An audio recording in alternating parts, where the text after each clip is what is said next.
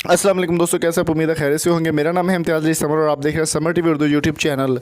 दोस्तों, आज की वीडियो में हम बात करने वाले हैं पाकिस्तान के माइनस बैट्समैन फवाद आलम की वापसी के बारे में। वीडियो को आगे बढ़ने से पहले मेरी आपसे रिक्वेस्ट है कि अगर आपने अभी तक हमारे चैनल को सब्सक्राइब नहीं किया तो जल्दी से सब्सक्राइब कर लें और साथ में बेल आइकन को भी प्रेस कर दें ताकि स्पोर्ट्स से रिलेटेड हर अपडेट आपको टाइमली मिलती रहे। दोस्तों, पाकिस्तान वर्सेस श्रीलंका के दोनों मैचेस में पाकिस्तान को वाइट वॉश का सामना करना पड़ा। जैसे कि T20 में 3 मैच खेले गए और तीनों मैच पाकिस्तान बहुत बुरी तरह से हार गया।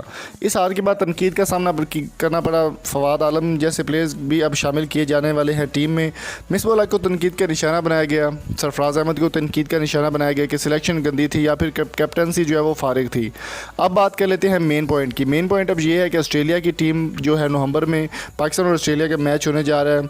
उसमें पाकिस्तान की टीम का जो स्क्वाड है उसका हतमी ऐलान नहीं किया गया, लेकिन क़ायद-ए-आज़म ट्रॉफी में काफ़ी अच्छी परफॉर्मेंस देने वाले फवाद आलम को वापसी की तैयारियां मुकम्मल करने की हिदायत कर दी गई है कि उनकी शानदार वापसी होगी ऑस्ट्रेलिया के स्क्वाड में। ऑस्ट्रेलिया के ख़िलाफ़ जो स्क्वाड बनाया जाएगा पाकिस्तान का, उसमें फवाद आलम की शानदार वापसी होगी। लोगों का कहना है, आवाम का कहना है कि अगर अहमद शहजाद और उमर अकमल जैसे प्लेयर्स को चांस मिल सकता है तो फवाद आलम जैसे हार्ड हिटर को चांस जो है वो क्यों नहीं दिया जा सकता।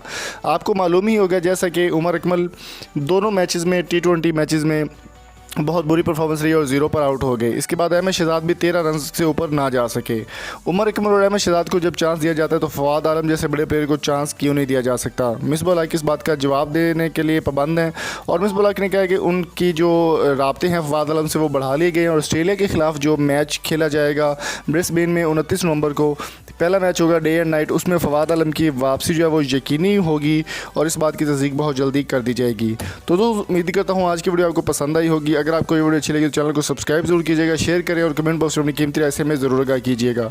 स्क्रीन पर जो आपको 4 वीडियो नजर आ रहे हैं वो भी लाजमी देखिएगा। Thank you so much. अल्लाह हाफिज़।